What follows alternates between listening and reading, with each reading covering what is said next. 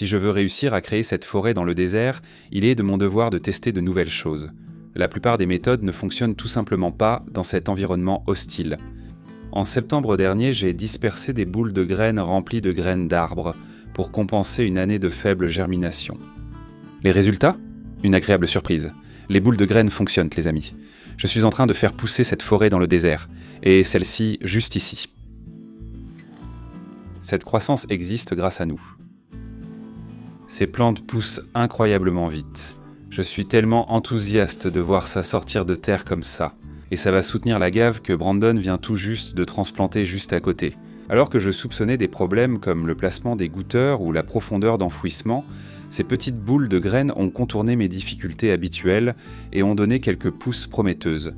Ces jeunes arbres âgés de seulement quelques mois semblent assez robustes pour affronter l'hiver et bondir dans la prochaine saison de croissance. Et pourtant, ma définition de la saison de croissance était erronée. J'avais complètement écarté l'hiver jusqu'à ce que l'équipe de Syntropic Solutions me mette au défi. Pourquoi ne cultives-tu rien actuellement ? Ils m'ont incité à revoir mon approche et à planter une culture de couverture hivernale. C'était un oubli de ma part, mais c'est quelque chose que je suis en train de corriger. Dans le système syntropique, la diversité et la densité sont primordiales. Même en décembre, il n'est pas trop tard. Grâce à un hiver doux jusqu'à présent, j'ai réussi à mettre des graines en terre pendant une saison que j'avais considérée comme une perte de temps. Leçon retenue. Le système ne prend pas de vacances. J'ai des annuels d'hiver à mélanger, ce que je vais faire maintenant. Cela ne prendra pas longtemps. Eh bien, cela va prendre 24 heures, mais ce sera aussi long parce que je dois faire tremper ces graines, et je veux m'assurer de ne pas me retrouver dans une situation où je me précipite. Donc ce sont les seuls qui sont arrivés jusqu'à présent, c'est-à-dire le lin, le trèfle. Attends, quoi ? Et ensuite ? Chicorée ? Et ensuite la luzerne ? Il y a probablement 7 ou 8 autres types de graines que je veux planter, mais pour l'instant je veux juste les faire tremper complètement. Et puis demain je vais les mélanger avec juste un peu d'argile pour lier le tout et on va étaler ça sur la terrasse. Cette fois, je ne fais pas de boules de graines.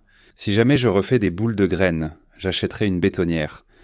Mais pour l'instant, on va simplement semer à la main parce qu'on ne peut pas interférer avec les graines qui ont déjà été plantées sur la terrasse. Donc le lin, et j'utilise toutes ces graines. J'ai calculé combien de kilos il me faut pour la terrasse du bas et quelques mètres supplémentaires sur la terrasse du haut, ce qui rend ça super facile.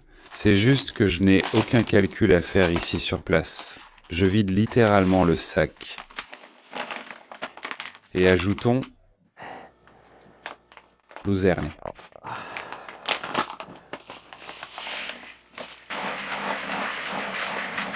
Je ne sais pas si j'ai un récipient pour mélanger le Johnson Sioux ou pas. Ce jus de cornichon est resté dans le frigo bien plus longtemps que je ne voudrais l'admettre. Donc je vais...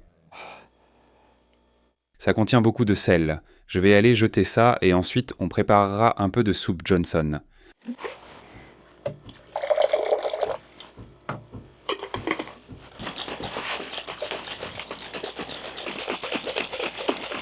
Cela doit durer 90 secondes. C'est comme faire des séries, je vais faire 15 secondes par bras. Donc cela devrait être complètement extrait.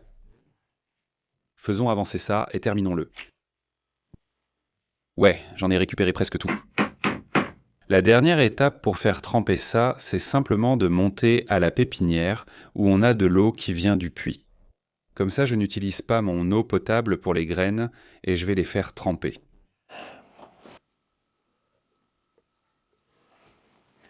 Ça n'écrit pas très bien, mais je suis fatigué de chercher des bocaux pour ça.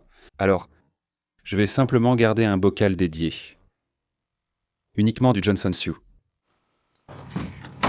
Oui, ceci.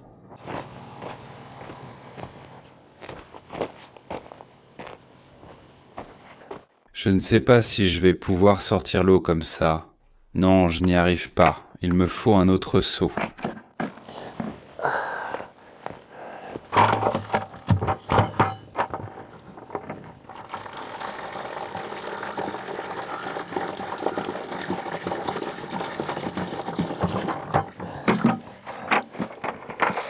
Je ne comprends pas. Pourquoi ce truc ne s'ouvre-t-il pas?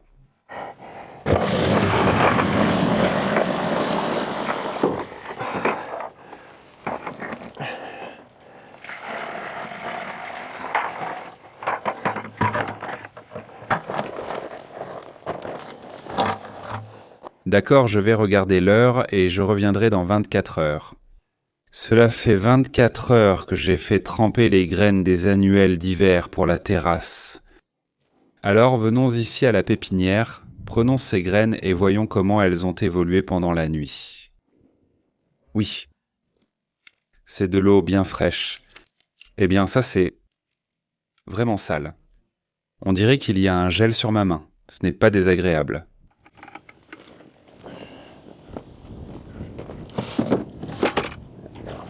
Et même si je conduis lentement ici, je dois me rappeler de conduire vraiment lentement pour ne pas en renverser partout.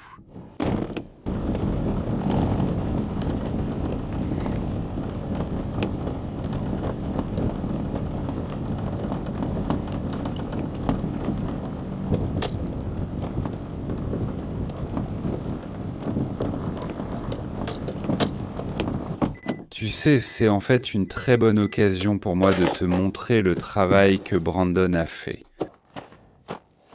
En élargissant ce barrage, il est super large, il faudrait vraiment le faire exprès pour passer par-dessus le bord en voiture. Je ne sais pas si tu te rappelles ces énormes rochers là-bas, mais ils sont maintenant enterrés. Ce mur s'étend maintenant jusqu'ici, jusqu'à l'endroit où il y a même, en gros, une terrasse. Donc je n'avais pas prévu de mettre une forêt désertique ici. Mais devine ce que je fais maintenant?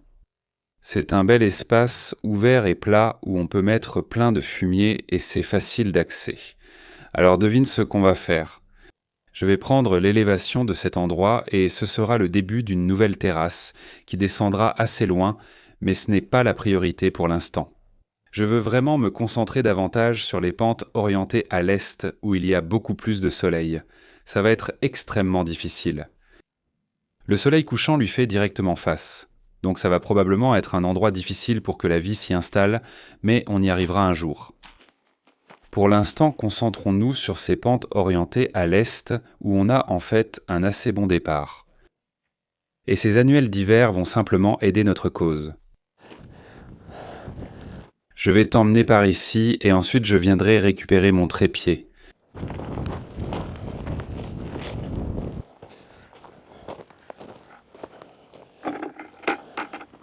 Je n'ai vraiment pas envie de prendre une décharge.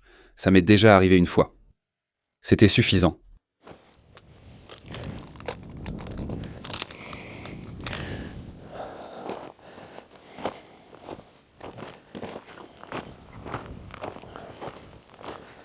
Il y a une chose qui me rend vraiment heureux. Regarde comme le tronc de cet arbre est épais. Avant, il semblait être fin comme du papier, et maintenant, pas tout à fait un pouce, mais on s'en approche, c'est un si bon début. Tu sais quoi? Regarde de plus près. Regarde ça.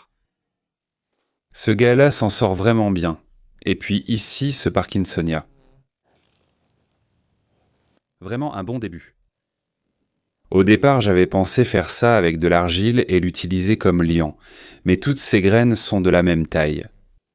L'intérêt d'un liant, c'est quand les graines ont des tailles différentes. Nous allons juste les disperser et semer à la volée. Et faire de mon mieux. Metzlis. Juste sur l'émetteur. Et j'ai calculé pour que ça soit 50 à 100 graines par emplacement. Et ce que je vais faire ce soir, c'est faire fonctionner l'irrigation. Je sais que beaucoup d'entre vous avaient un peu le cœur brisé, parce que j'ai taillé le sorgho. Mais je suis enthousiaste et content de l'avoir fait. Parce que tout ce qui m'importe vraiment, c'est qu'il y ait de la croissance. On est en décembre, donc je ne m'attends pas à quelque chose d'extraordinaire ici. Je serai content. Voir quelque chose pousser. Oula, j'ai failli marcher sur ma crotte à l'air.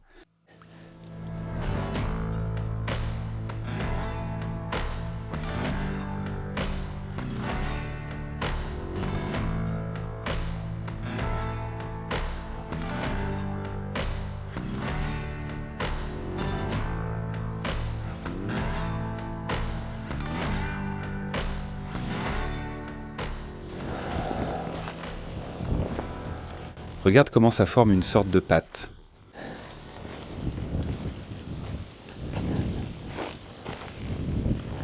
Ce sorgho d'Alep qui a poussé toute seule se porte très bien. J'adore le son du vent qui souffle sur les plantes, c'est incroyable.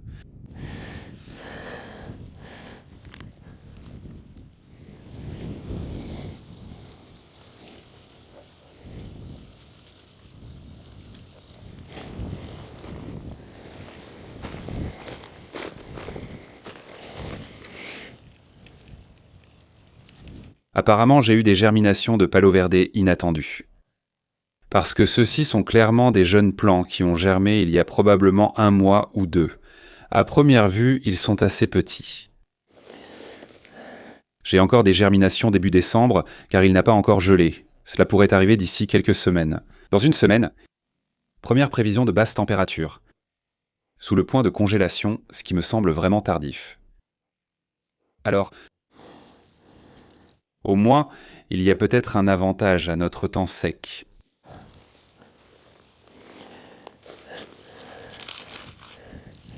Ou une saison étrange cette année.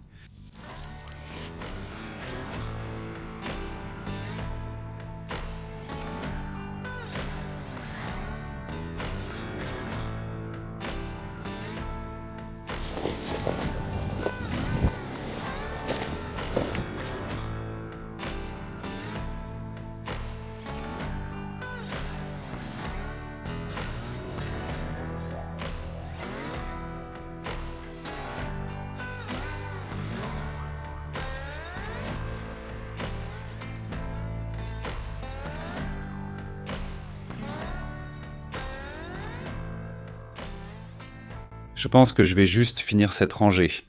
Je vais revenir et tailler beaucoup de cette agave.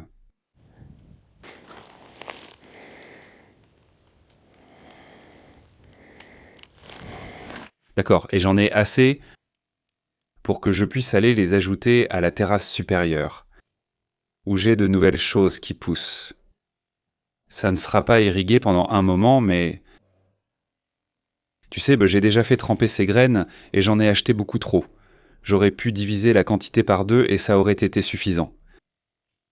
Mais je vais monter là-haut, mettre ces graines, et si j'en ai encore en trop, je serai simplement très généreux en les répartissant le long de ces rangées. J'ai hâte de voir ces annuelles pousser. Je vais faire quelque chose d'un peu différent ici.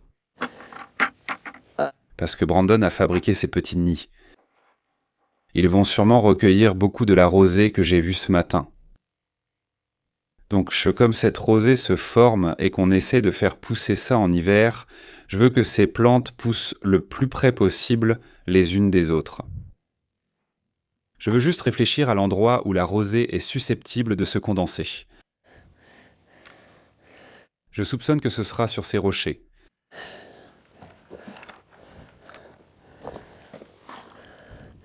Ici et ici. Un peu dans la gave. Il y en a tellement. Il reste tellement de graines.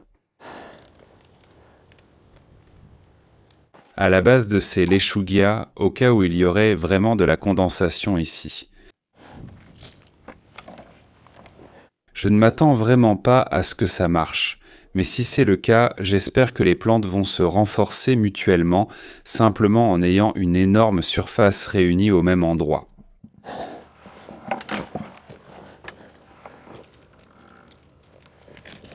J'essaie de changer la distance entre la rangée de paillis et le cactus.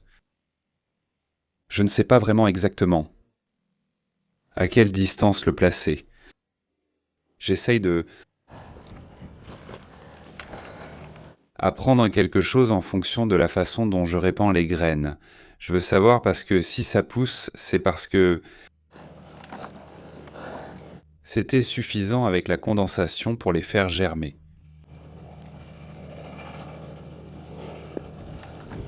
On dirait un bulldozer. Je m'attendais à Brandon plus tôt. Ça veut dire qu'il n'est pas tombé en panne, ce qui me faisait très peur.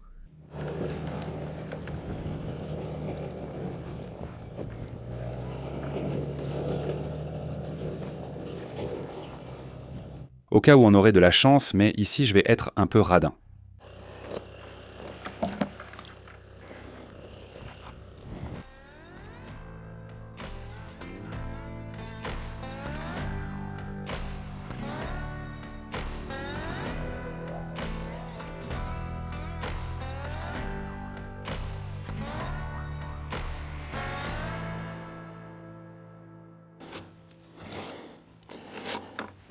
D'accord.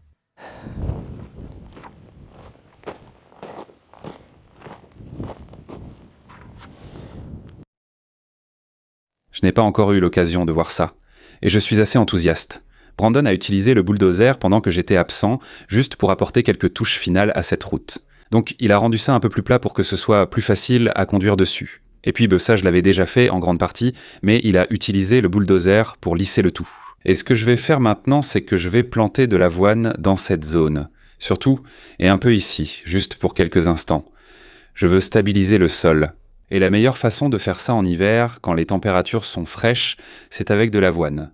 Donc ça ne devrait pas me prendre très longtemps, je pense, mais on verra. Ça devrait être l'avoine que Brandon a fait tremper. Il n'a pas ajouté assez d'eau. Vérifions ça. Je veux dire, ils ont gonflé, mais... D'accord. Ça va marcher. Ceci est mon mélange de graines. Épandeur de graines. Vérifie. Avoine. Vérifie.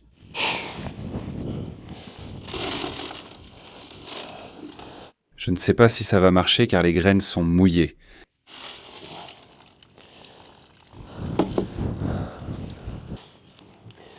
Et en ce moment, il fait vraiment plus frais. Il fait environ 7 degrés dehors avec un vent d'environ 25 km à l'heure. Ce n'est pas trop mal parce que je suis dans cette vallée et c'est justement la raison pour laquelle je plante ici, pour nous protéger du vent. Le vent vient de l'est, il descend cette colline. Et si tu te tiens au sommet de la colline, je te garantis que c'est bien pire. Il y a des images de moi en janvier de l'année dernière, où le bulldozer est tombé en panne juste là-haut et le vent hurlait à environ 60 km à l'heure et fermait la porte de ma Toyota et... C'était vraiment pénible. D'accord, il suffit sûrement de tirer ce câble pour répandre les graines. Allons-y. Réglage de l'épandeur. Nous allons commencer avec ça et voir comment ça se passe. Nous allons littéralement commencer juste ici. Et je suppose que je vais marcher le long du talus du barrage. Donc je vais juste faire cette partie d'abord. Ouais.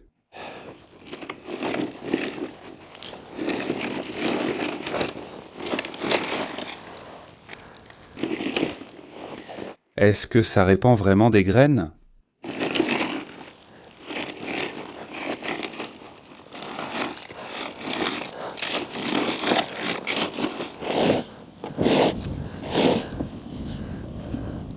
Je ne pense pas que ça répande quoi que ce soit. On va juste faire le méthode de diffusion à la main. Je vais commencer là-bas. Ce n'est pas un épandeur, mais un porte-graines.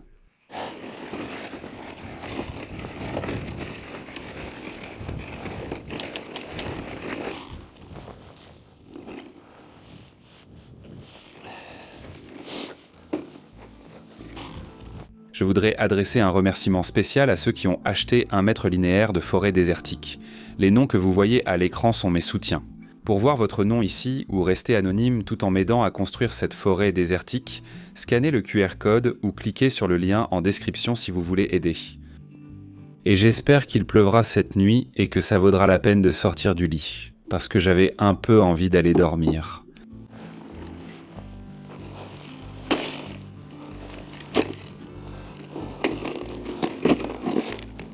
D'accord.